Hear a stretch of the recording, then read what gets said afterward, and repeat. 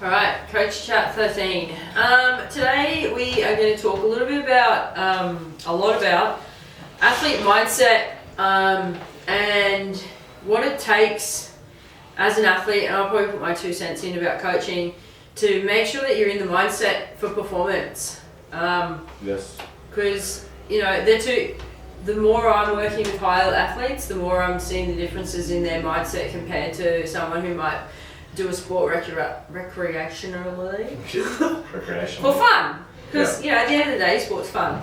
So, I think we're going to talk to start with a little bit about Steve's last prep, because, and last 2 preps probably, but the last prep going into ACT States is probably even more dialed in than Effectus mindset-wise, from my views of him, just watching him train every day. So I wanted to talk about that a little bit, and what it means to get yourself in a mindset to perform on the platform. Because from my observations in powerlifting, your mindset going onto the platform starts 6 months out. Yeah, or whenever you've decided to sign up to a meet. Yeah. For sure. Talk about your mindset in your last prep compared to your others. What was it like? So I guess going into ACT States, there's a lot around that. I obviously made a pact with the boys that were going to Worlds. Mm-hmm. That I said I'll do, everything. I'd put my body through whatever I needed to get onto the platform and to, put the best performance forward that I would have done, because I'd obviously applied to go to Worlds and, everything that happened and then got declined. But yeah, that is what it is. So I picked the meet that just happened to land on the same week as Worlds and USAPL World Nationals as well, which worked out really good. So it was like I was prepping with the whole fucking world. Yeah. So it just made it easier for me to be able to take it more serious. But again, I also made that pact, with the boys that were going to Worlds. Tom. Danny was the same. He was going to do Worlds, and then we had a discussion, coach to athlete discussion, where we kind of decided, let's take another year and then we'll do it then, because at the end of the day, he didn't win nationals. Yuki had that spot. And it was kind of like he didn't feel as deserving, and I was kind of open to the same sort of thought process behind that. Yeah, so for anyone who might be listening to this who didn't follow along, Steve posted a 742 total at 73.5 kilos, or 74 kilos, which would have put him as number 2 on the world stage behind Taylor Atwood, who's a fucking freak. And Danny also posted an all-time PR for his total. 620. And Tom Chaplin put 30 kilos on his total. All of those preps were mindset based. Yeah, big time. Like, even if we look at Danny's, me and Danny can say whatever the fuck we want to say, but we didn't have 30 hours of travel. Big time. A lot of people have said to me, you would have done this, you would have won USAP or on that, you would have won. Well, I didn't do any of that. I drove down to Canberra and competed in Australia. It was a low stress meet, no stakes really involved. Didn't have to load anything that I hadn't done before. And obviously completely different. Yeah, so I'm not saying that, I'm just saying what it looked like, So that's just a little bit of a catch up. So when we talk about mindset, you made a pact with the guys, and I know because I coached Tom, that he came into the gym every day like he was ready to go, like he could have jumped on that platform the next day. And that's one of the biggest mistakes that we see with lifters. We get the whole 4 weeks out on Instagram. It's 4 weeks out, time to peak. Whereas, I'm gonna tell him shut up. Can you hear that too?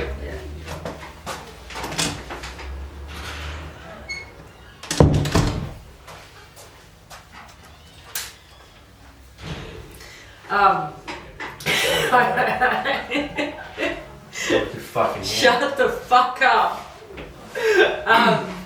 I'm not editing that out. That was fun. Yeah, okay. So where were we? Mindset starts when you sign up for a comp. We see often that people start posting on socials 4 weeks out saying it's time to peak. Oh, yeah.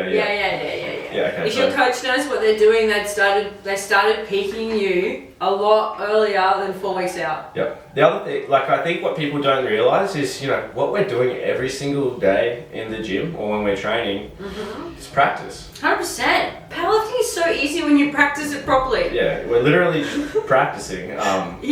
All the time. You have so many opportunities per week to practice, and then you get one day to just put that practice to the test on the platform in front of people. And it happens, and this is the differences with the athletes or the ones at the top. The first thing I got back from Meg was, "I'm sorry, I fucked my bench." Yeah. That was a practice thing. Yeah. 100%. It was a practice thing. And that is out of our control because of her life circumstances. But not once did she make an excuse that the calls were long. Yeah, they were extremely long in that flight. All on me. Sorry, Yeah. I need to pause longer when I'm at home. Yeah. That's all mindset. Not making excuses. No, I could have made every excuse in the world. Yeah. But there's no point to make excuses. It's you that needs to go out and execute. The athlete needs to do it. It doesn't matter who's standing in front of you or what judge you have. You need to be undeniable. And if you're training 4 to 5 times a week, and say we prep, let's just give an average of 8 weeks we're prepping into a competition. So 8, 4, 30. If you have 32 chances to practice, that's a fucking lot. That's besides off-season work. I say off season as well, that it's completely more practice. Okay. Yeah. Like someone like myself, I run singles all the time now. We don't change that top set for me now because it's literally just me practicing all the time. On all three. All three. Yeah. I run singles all the time. Straight post meet singles again. They're super light, but it's what I do now. I've built the base and established everything I need with top sets of other intensities and different rep ranges in terms of managing load, but I'm smart enough in what I load now to an extent sometimes because I'm chasing something that I'm just practicing. And if you fucked around with your training, and not you, if an athlete fucks around with their training, they don't know what you know about their training. They don't know what you know about your training. So I'm talking about fucking around, coming into the gym, misloading, jumping press calls, mucking around for 10 years in between sets. You're missing the opportunity to get data. Yeah, 100%. It just goes on people needing. Okay, so powerlifting is obviously a hobby, but there is a serious aspect, and you're gonna get people that are serious. Yeah. Like myself, I'm pushing my body to the limit all the time. I'm chasing stuff that's one person's already done before, but I want to do it as well. Taylor Atwood obviously is going to leave behind a legacy that's going to be chased for a very long time, and I'm happy to be one of those people that's going to chase that down, or going to strive to at least until my body doesn't let me anymore. Yep. That's how serious I take this. How did you feel when you were about to get onto that platform at ACT States and you knew that you were about to squat 285? Confident, 100%. Actually, I had a discussion with an initial yesterday. She said I use confidence when I talk on podcasts and stuff. I do have self-doubt sometimes. It's rare, but you're human. Yes, but I do have it sometimes. I've told you before, the way that I visualize going into a meet is not celebrating after I finished a lift. I visualize some weird stuff. And it's kind of, I guess that's just my mind and the way that I am as a person. I'd rather be pushed up against, back against the wall and fight myself out. And I guess that's where my mind goes into a weird place pre-competition, the weeks leading into it. And then I'll just, there's no way that I'll ever not be able to, I won't stop trying to stand up is something. Yeah, I think a really big difference that's changed the mindset of the athletes here at Perf too is watching you and how you do that. Because if you're not around that type of athlete much, it can become across quite intimidating, but in reality, you know, that's how some athletes need to make sure that they're in the zone so they can execute everything they've been working towards. Yeah, 100%. I think more and more leads, like the way that I am, and obviously the impact I've had here on the different athletes around here, has led me more to believe that, you know, that I had such a strong, close knit of athletes to start with that were like phenomenally strong. You know, early on I was taking people to national championships. You know, we have Maria who broke every single fucking record that she could have. Zane, second in his first ever national meet.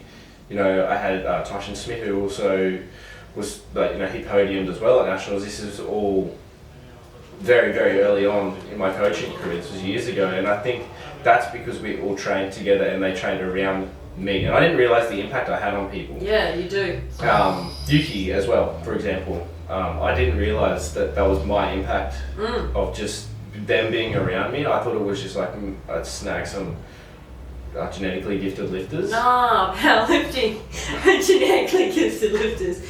Powerlifting, you dot the I's and cross the T's, and you know, and you hang around people that will keep you accountable, and you're gonna get better.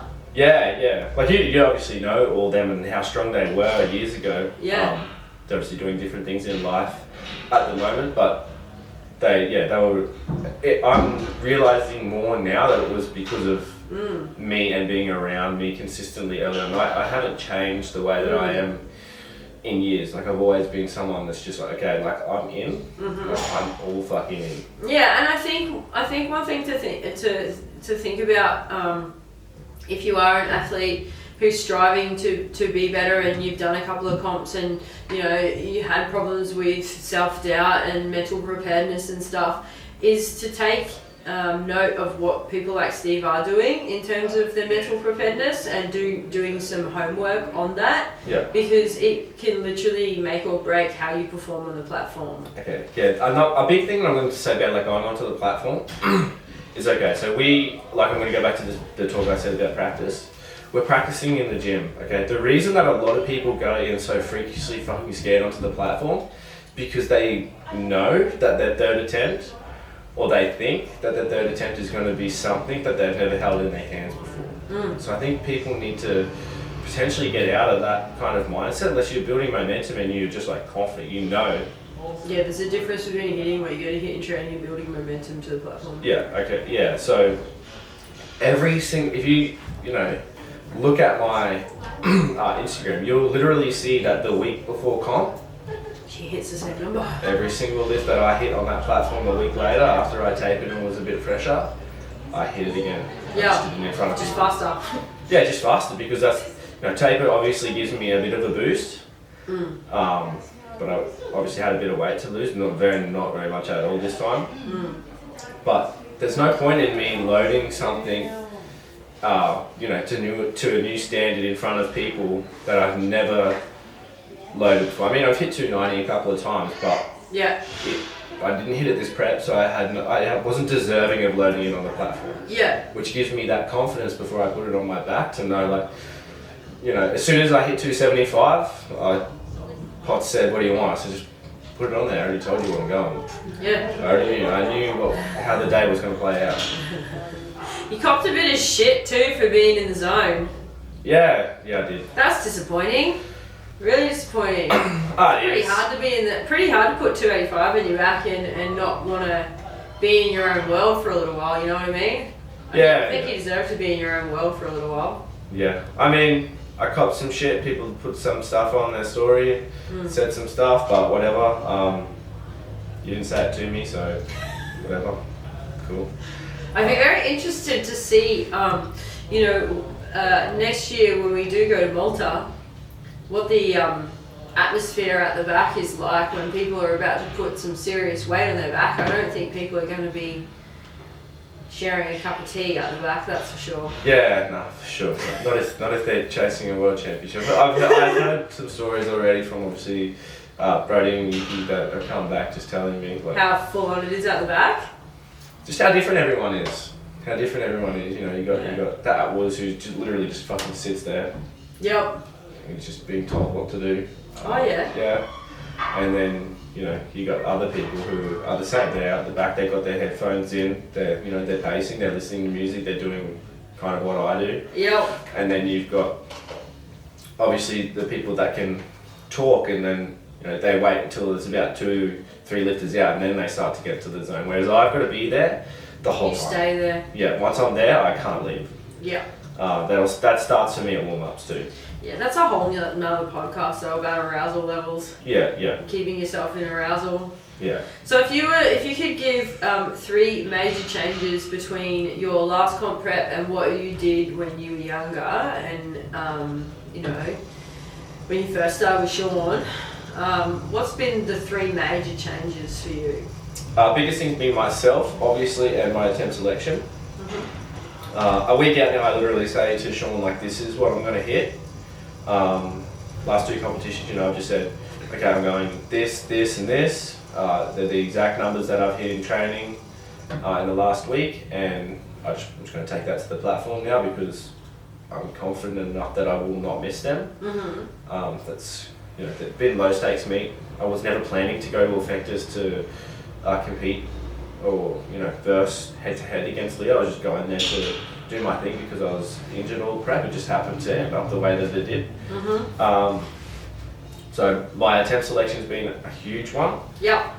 Which is also, the funny thing is I've always done that as a coach. I could just never do it as an athlete. I always get a little bit greedy. Oh yeah. But that's because I have, you know, a remote coach who hasn't been there to dial me back and just be like, let's just put this on the bar. Oh, so you used to be a little bit greedy? Yeah, I used to put, you know, 2.5 kilos too much on, and probably not like a squat, maybe also like my deadlift. Like I chased the number for a little bit too long. Yeah. I chased, you know, 700 kilo total for a while, and I kept falling a little bit short. And it was just, you know, I just should have just waited. Yeah. Because I ended up hitting 700 kilos with a fucking broken back. I remember that. Yeah. Yeah. That, my whole mindset leading into, like, you know, that last, I'll say, I don't say like I switch on any further in training, no matter where I am. Yeah. But what I start to do outside of training is big. Like I start to get that selfishness for the last like 4 to 5 weeks. In terms of, you know, I'm going to sleep. I'm getting enough sleep. Yeah. My nutrition's on check all the time, so I don't really worry about that. Just everything. Yeah. Really. Like I start to dial every little thing into, you know, leave no stone unturned. Yeah. So like I don't do a lot of that outside of prep. I probably do it nearly all the time regardless. Yeah. But I make a conscious sort of decision to make sure that I'm 100% on board with that myself. Yeah. And what you just said about leaving no stone unturned has been commented to me recently about you, and that has definitely bled into the way the Perf lifters here carry themselves in training. Yeah. What does that mean, leaving no stone unturned? Obviously, you know, lifting to a competition standard all the time. That's one of them. You know, obviously nutrition, sleep, like feeling the little rocks. The little rocks are that lead to big things. Like I'll say, like I say to a lot of my own athletes, like every percent matters. Yeah, and the biggest one too is that we've talked about a bit is be honest. Yeah, for sure. Be honest. The athletes who get the most, like I just have one of my athletes who's come out of juniors and doing junior nats, and we don't want to say the word overshot, but he really pushed himself that last block, and he was honest enough to say, yeah, I did. You know what I mean? Not overshot, but pushed. Whereas other athletes be like, no, these numbers were easy. You know what I mean? And might repeat that same, it's not an error, but it's just being more aware and being honest with what's around you in a mindset of this is what I'm doing right now and I'm okay with that. Yeah. Instead of going, oh no, I didn't overshoot, I didn't at all, and then doing it again and then running into a brick wall. Yeah. It's also like, it just means that they want to train hard too. Yeah, fuck yeah, it's good. Training hard is huge. A lot of people don't train hard. They don't. They shy away from it because it is a hobby kind of sport, and it's not exactly hard.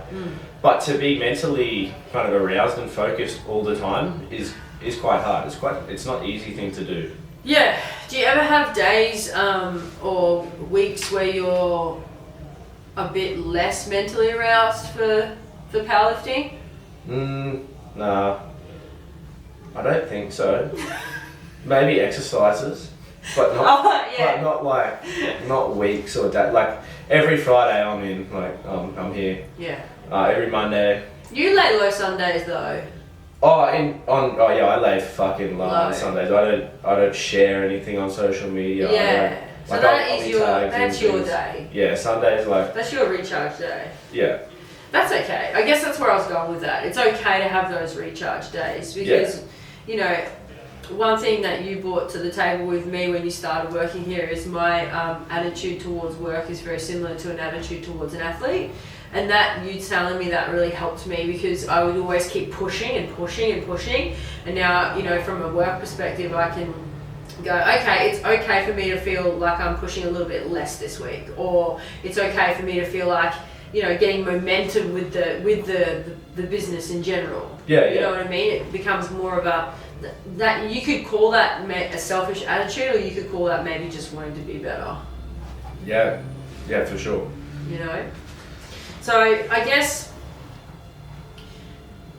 we touched on it a little bit just before about your Sundays, but what are some things that, people who struggle with figuring out what their mindset is and either are 100% go or nothing, you know what I mean? Those people that put everything into the last little bit of prep but don't know how to kind of balance themselves out. Do you have any tips on how to balance yourself out during the whole prep so you don't run into a wall of getting obsessed with numbers and stuff? Be more obsessed with the sport in general rather than just numbers. Don't obsess over numbers because if you're not there and you put it in your hands, you're not going to hit it. No. So don't worry about it. Yeah. Just what we're doing is we're chipping away slowly every single time to build this total.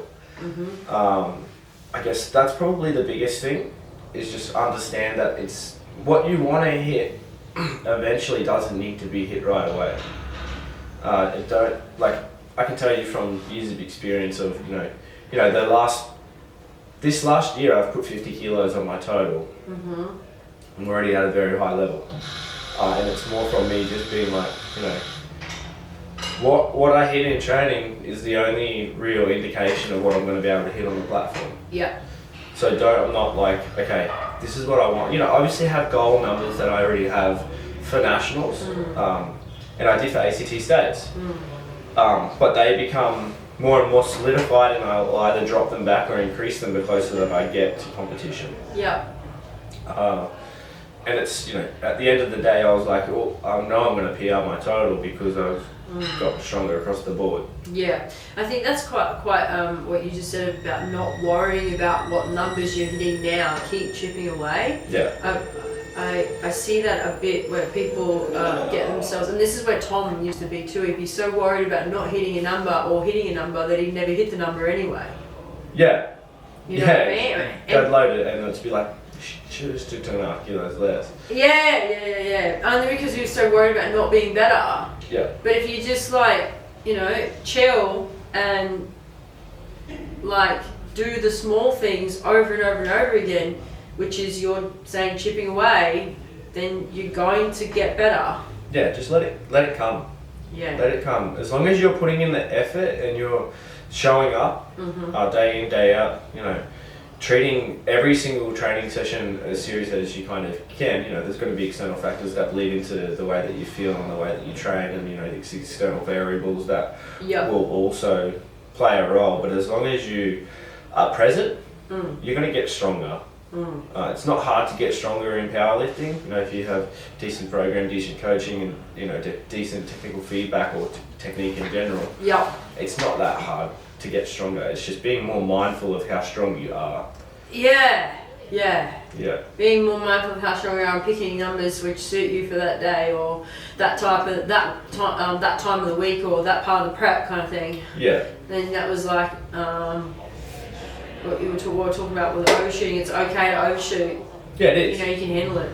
100%. It's like, you know, there's so many people will talk about like they'll talk shit about overshooting or something and be like, what, like why do you overshoot, or you know, but it's like sometimes you need to express that strength that you've kind of built up over time from sort of, you know, staying in the pocket or sticking, you know, super honest to your RPEs. Mm-hmm. We need to be able to express that strength, whether that is, you know, on the platform or in the gym. Yeah.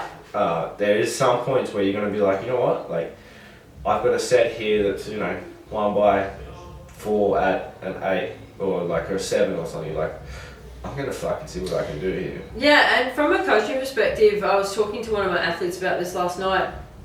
I like to know now what the athlete can't handle before I know what they can handle. Yeah.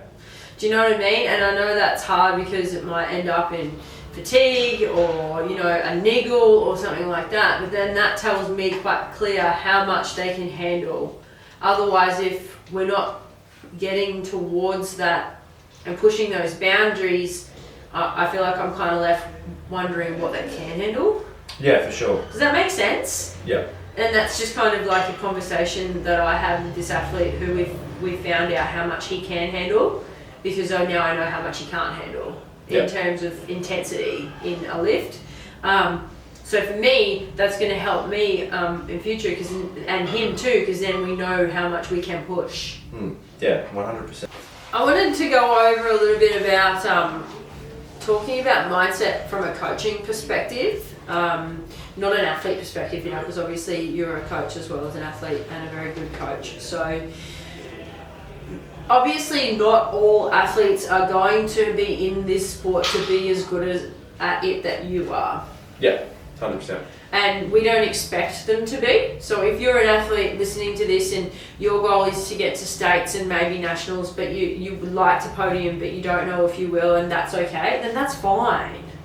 Like, you don't have to be wanting to, you know, be the best at the sport. It is an individual sport after all, and we are in it to be the best, and it's to be the best version of yourself. And it's the same as coaching. Not all coaches want to work with athletes who go to worlds.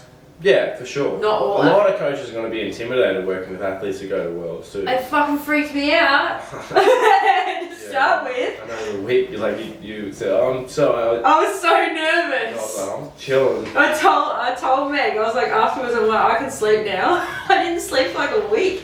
But even starting working with her, Yeah. I was freaking out whether or not I was good enough. And that's okay. Imposter syndrome. Yeah.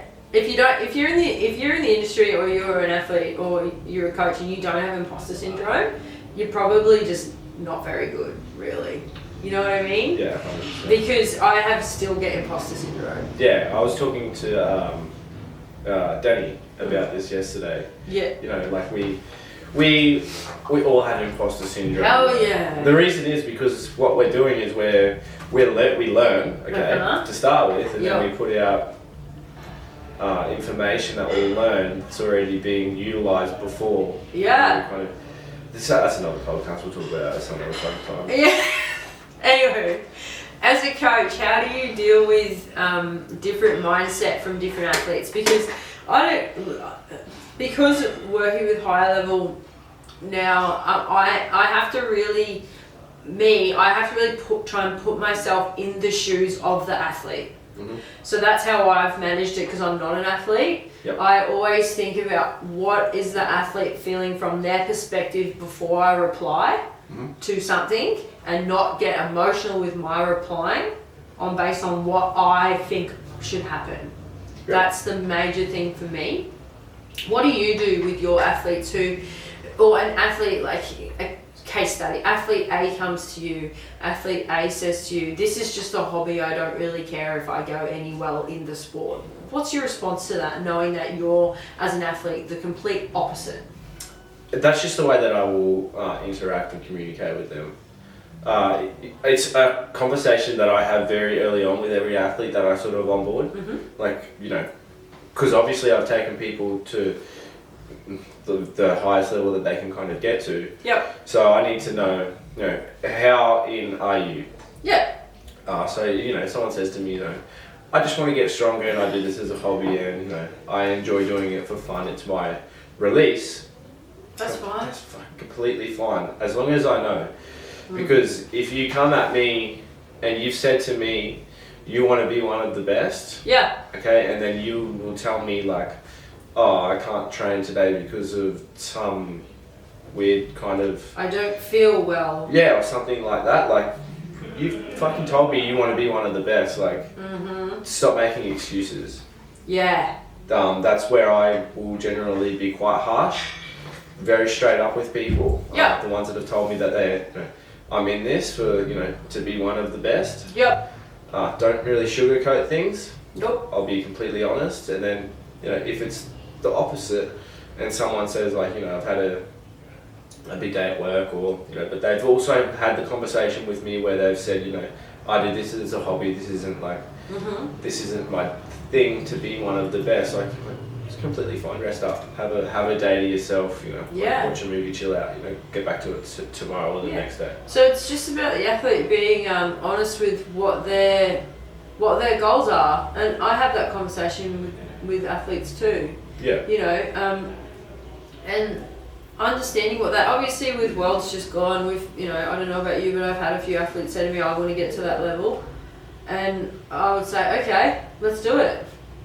Yeah, I've already had that conversation with tons of mine. Yeah, okay, let's do it. Like, yeah. What does that mean for you? Yeah. Does that mean that you know? For me as a coach, or for them? For them. A lot of the guys that say it to me, I already know. I already know, like, they're doing everything. Yep. They wanna fucking get there. Yep. I don't really have to have any sort of harsh conversations with them anymore. Yep. They'll tell me, they'll be like, I did this, and then I'll get like sometimes I get like multiple messages, and then they're like, okay, I'm being a pussy. Yeah. I'm gonna shut up now. And you might be saying, why are you telling me that? Oh, I'm just like, okay, cool. Yeah. Yeah. I think it's because, you know, a lot of my athletes understand the level that I'm at too, and what I put my own body through to get to the level that I'm at. So yeah. that kind of they sit back sometimes and be like, oh, he doesn't give a fuck. No. He doesn't care. No. And I think it's like, as I said before, being true. Like, both Steve and I, if you want to get to that level, we can take you there. But it means that, like, it means that things, like I've said to people, it means things need to change. Yeah, 100%. Like I've said, if you want to podium nationals this year, I said this to one of my girls, things need to change. Yeah, if you want a podium, like I can help. Yeah, it comes down to the athlete at the end of the day. Yeah. If you want a podium, like, okay, let's do it.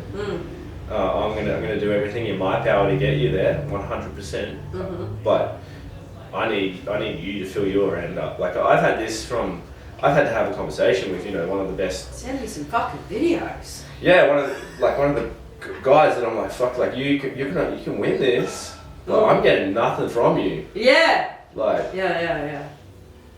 Like, there's an expectation on your end of the kind of deal to live up to this, and if you can't, like, don't fucking get emotional when you get beat. Yep.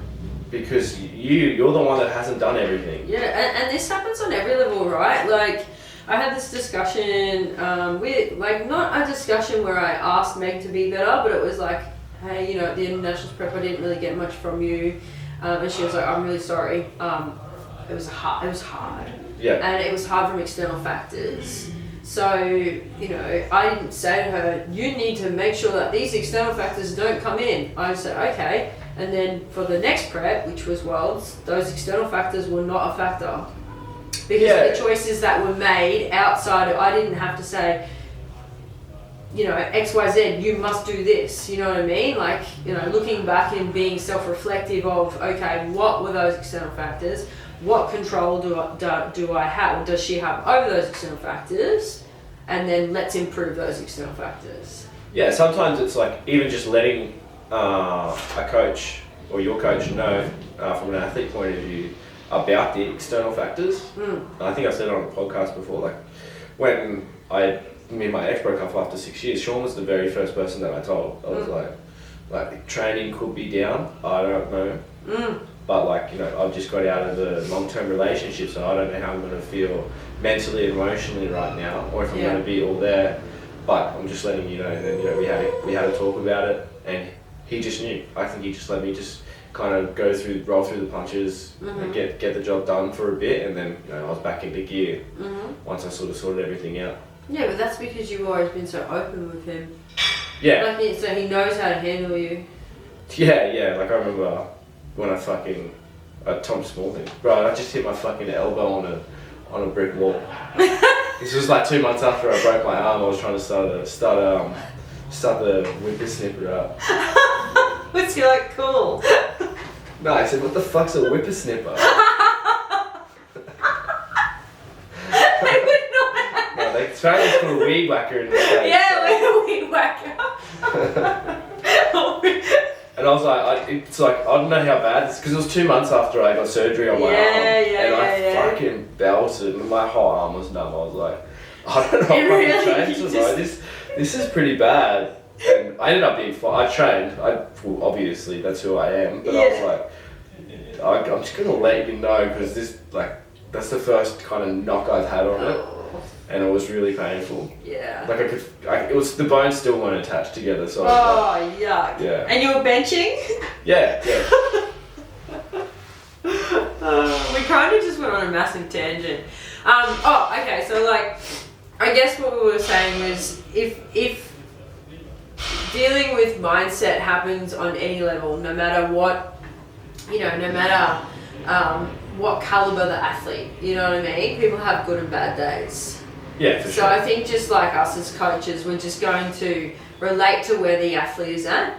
But I think the biggest thing is, as an athlete, be true to actually what you want. Yeah, for sure. Be honest, be true with yourself and your coach. You know, understand what it takes, understand what, you know, the best are doing to get to the level that they're at. Yeah. If you want to get there, you got to try and match that, or do more. Sometimes you can't do more because there's already people that are doing everything, so you just have to try and match it. And then just stay there. Staying there is probably the hardest part. Yeah. You can do it. It's not hard to do what I do for a week or two, or maybe even a month, but it's extremely hard to fucking do it for 5 years. Yeah. And keep getting results. Yeah, and keep going. You know, like if we go back to my prep, like there's small finer details that we didn't change in my program. Like we did not change the name of my program. It was called World's Prep the whole time. And every time I'd open my sheet every week, it's like, yep, World's Prep. And I knew. Is it still called World's Prep for next year?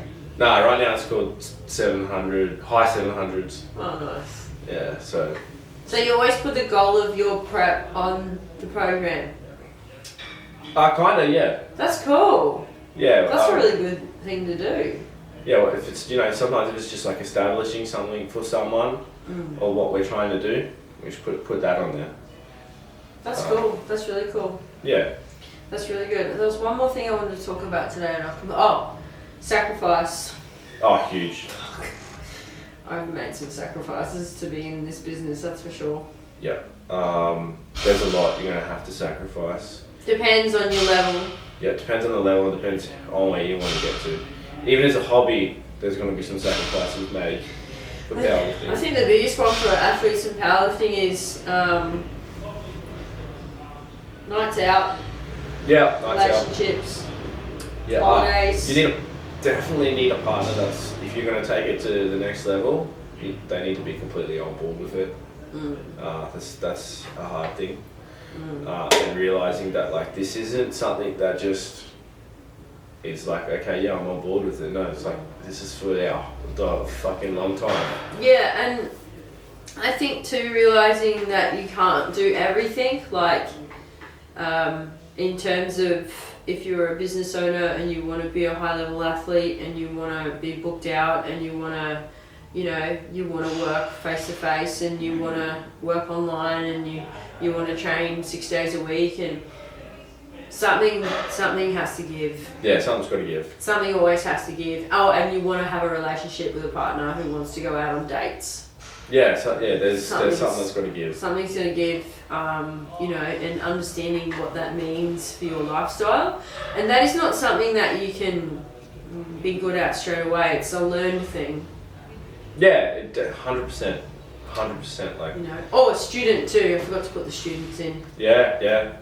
Like, a lot of my guys will let me know when they're in exam periods and stuff, because obviously I coach a lot of the young lifters coming through. Yeah. They just let me know, and I'm just like, you know, don't try not to let these external factors, or, you know, don't let powerlifting bleed into your career sometimes as well. And the other way around too. Yeah, and the other way around. Yeah, a repeat week is okay at this time. Yeah, you know, we had no immediate goals in mind. You know, I've obviously got the guys in nationals prep for juniors at the moment, so it's kind of like, I need you to get this training in still regardless.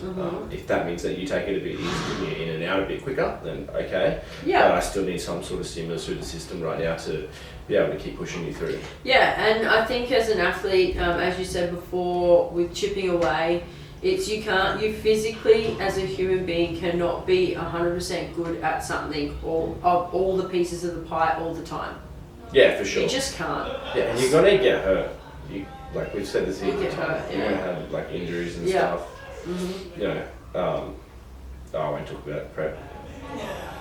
Is what it is. It's done. Yeah, it's done.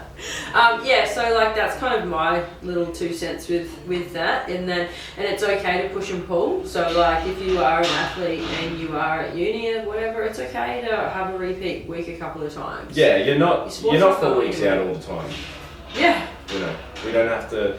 We need to be intent with all our training sessions and every set that we do all the time. But there is external things that do come before powerlifting at times, for sure. Maybe not for me anymore. I was just gonna say for you, man. It's kind of been at the forefront of my mind for a very long time. No, sometimes when you're prepping people a lot as well, that kind of, like you said before, towards the end of ACT states, you had to say to a couple of guys that I need to go to bed now, I'm really sorry. Yeah. Because, you know, for you know, is coaching and powerlifting. So like other people want your attention a lot of the time. So yeah, so when that is an external factor for you. I think I talked about that earlier, like when I started to get a bit selfish with my time and sleep, was like, you know, I'm obviously, from the moment I wake up to the moment I go to bed, I'm working. I have people sending me videos, I'm responding all day, every day. Yeah. You know, I said Sundays are for myself, but I still respond to people on Sundays. Yeah. I just don't like share stuff on social media or scroll or anything like that. No. I'll sit down for a couple of hours, do a bit of PD, but that's literally about it. But other than that, coaching is probably the one thing that I do sometimes prioritize over my own lifting, or it is equal. Just because that's the way that I based my coaching, I guess, philosophies on, is my communication standard that I've set. I can't let that drop. I pride myself on high contact online coaching. Yeah. And I'm not someone that drops. If I never drop a standard in my own sort of training, I'm not going to drop it in my work as well. So I just live by that. But yeah, I do get selfish towards the end. I'll be like, look, like, you know, it's midnight. I'm shutting off. Yep. I gotta go to bed. And that's okay. Yeah, everyone's very, very understanding, but I think it's because I've built these relationships and the reputation with people for them to be like, yeah, you know. Yeah. You go bed. Yeah, you go bed. Alright, okay. I think that'll do us for today. So, you know, if you're an athlete and you know, you're struggling with mindset, whether it be performance anxiety or what's happening on the platform or not getting yourself quite in the zone when you're training, we hope that this has helped you. If you have any questions on that, please feel free to message Steve or myself. Steve would be an awesome mentor for anyone struggling with their mindset, for sure. But yeah, thanks for listening. Thank you.